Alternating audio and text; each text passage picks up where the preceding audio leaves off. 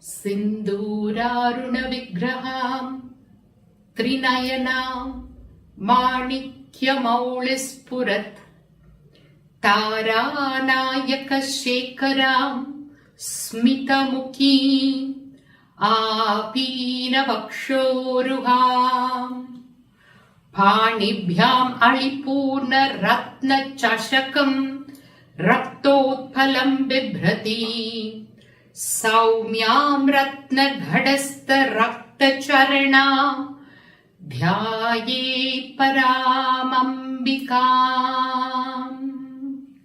So yes.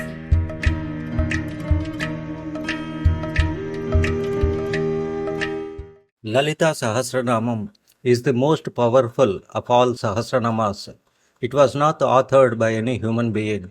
Instead, it was imparted from the mouth of Vasinadi Bhagdevatas at the behest of Sri Lalita Devi. This text is not merely a compilation of slokas. They are in fact mantras. Each line transforms into a mantra when a syllable Om is prefixed and Namaha is suffixed. Every mantra possesses a specific siddhi.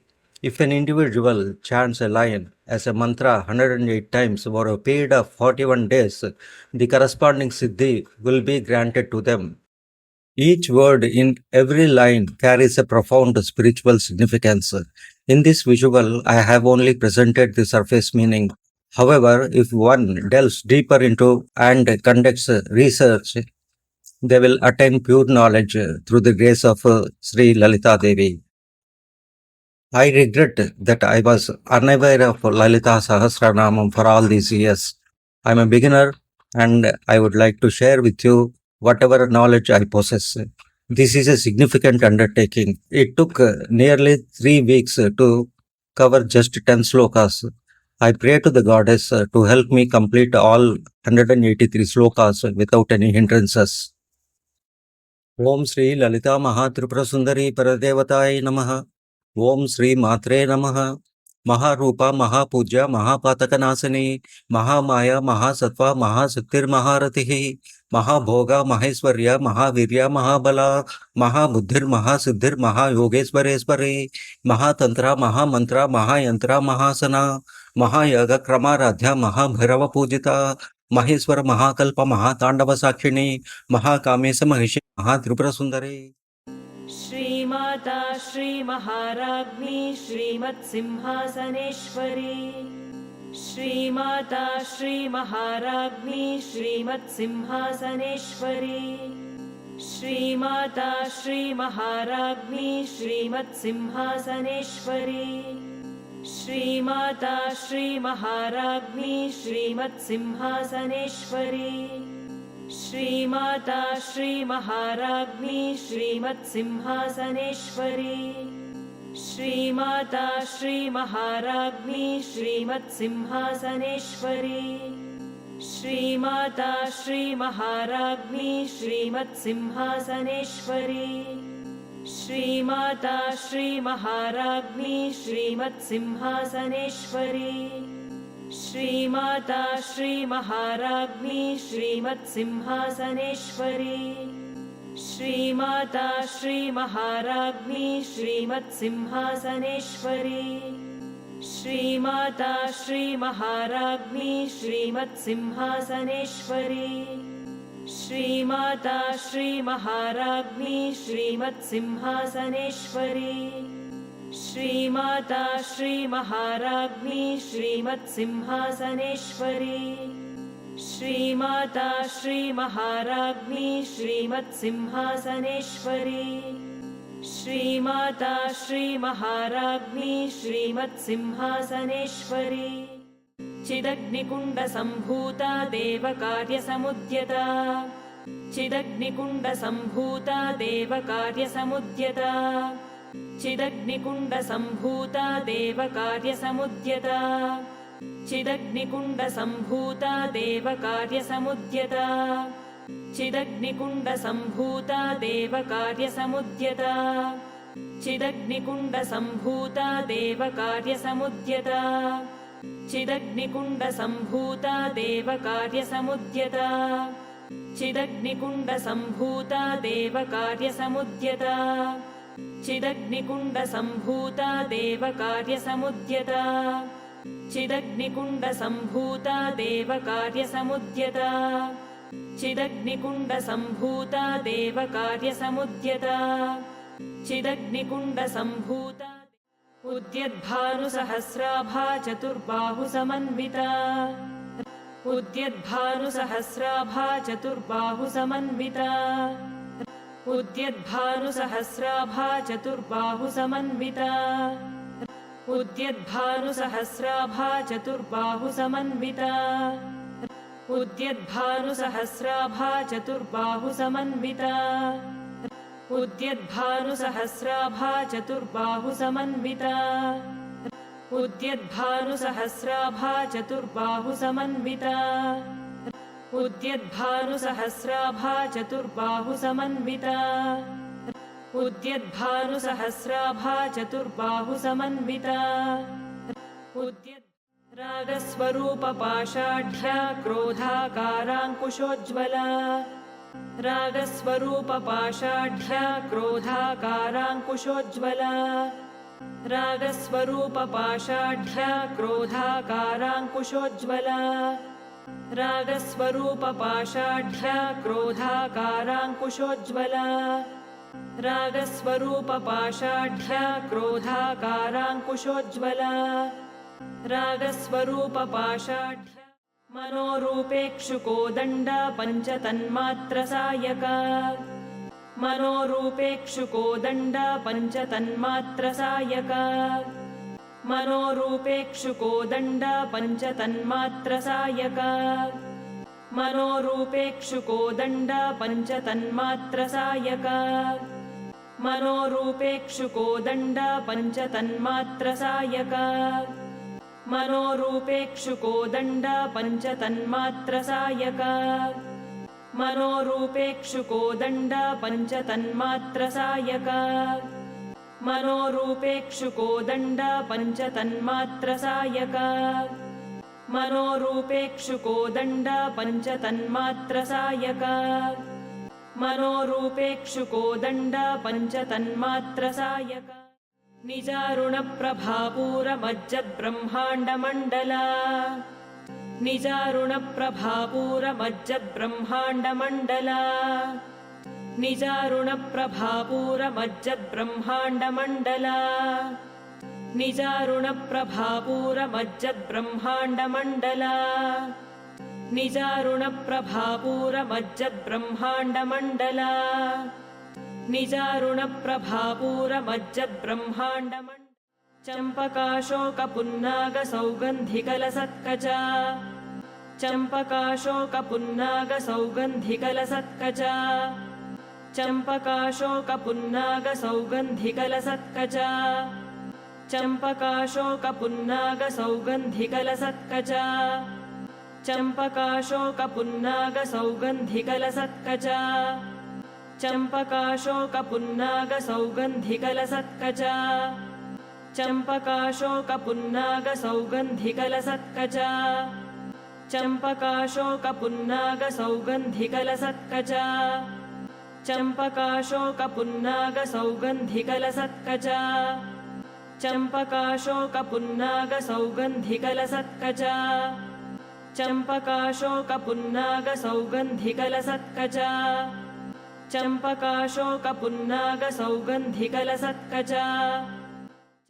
कुरुविन्दमणिश्रेणीकनत्कोटीरमण्डिता कुरुविन्दमणिश्रेणीकनत्कोटीरमण्डिता कुरुविन्दमणिश्रेणीकनत्कोटीरमण्डिता कुरुविन्दमणिश्रेणीकनत्कोटीरमण्डिता कुरुविन्दमणिश्रेणीकनत्कोटीरमण्डिता कुरुविन्दमणिश्रेणीकनत्कोटीरमण्डिता कुरुविन्दमणिश्रेणीकनत्कोटीरमण्डिता कुरुविन्दमणिश्रेणीकनत्कोटीरमण्डिता कुरुविन्दमणिश्रेणीकनत्कोटीरमण्डिता कुरुविन्दमणिश्रेणीकनत्कोटीरमण्डिता कुरुविन्दमणिश्रेणी कनत्कोटीरमण्डिता कुरुविन्दमणिश्रेणी कनत्कोटीरमण्डिता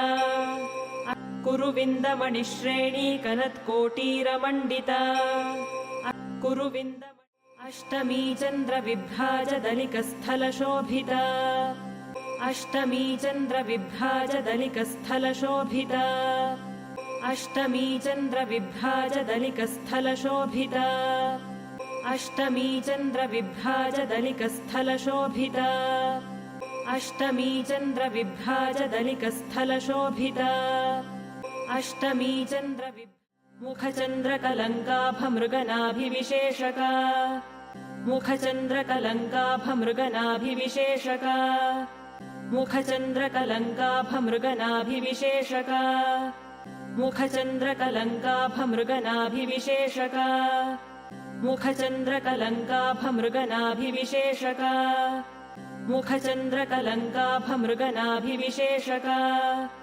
मुखचन्द्रकलङ्काभमृगनाभिविशेषका मुखचन्द्रकलङ्काभमृगनाभिविशेषका वदनस्मरमाङ्गल्यगृहतोरणचिल्लिका वदनस्मरमाङ्गल्यगृहतोरणचिल्लिका वदनस्मरमाङ्गल्यगृहतोरणचिल्लिका वदनस्मरमाङ्गल्यगृहतोरणचिल्लिका वदनस्मरमाङ्गल्यगृहतोरणचिल्लिका वदनस्मरमाङ्गल्यगृहतोरणचिल्लिका वदनस्मरमाङ्गल्यगृहतोरणचिल्लिका वदनस्मरमाङ्गल्यगृहतोरणचिल्लिका वदनस्मरमाङ्गल्यगृहतोरणचिल्लिका वदनस्मरमाङ्गल्यगृहतोरणचिल्लिका वदनस्मरमाङ्गल्यगृहतोरणचिल्लिका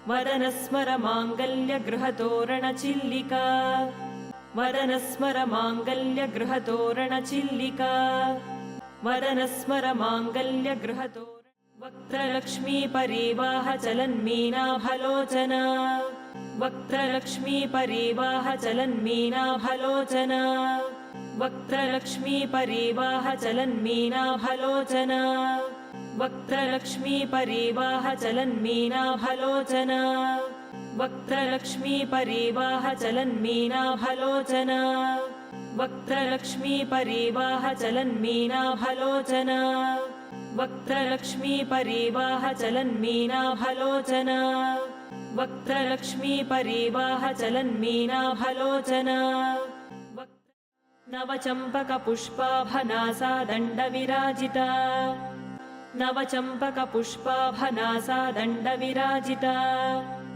नवचम्पकपुष्पाभनासा दण्डविराजिता नवचम्पकपुष्पाभनासा दण्डविराजिता नवचम्पकपुष्पाभनासा दण्डविराजिता नवचम्पकपुष्पाभनासा दण्डविराजिता नवचम्पकपुष्पाभनासा दण्डविराजिता नवचम्पकपुष्पाभनासा दण्डविराजिता नवचम्पकपुष्पाभनासा दण्डविराजिता नवचम्पकपुष्पाभनासा दण्डविराजिता ताराकान्तितिरस्कारिनासाभरणभासुरा ताराकान्तितिरस्कारिनासाभरणभासुरा ताराकान्तितिरस्कारिनासाभरणभासुरा ताराकान्तितिरस्कारिनासाभरणभासुरा ताराकान्तितिरस्कारिनासाभरणभासुरा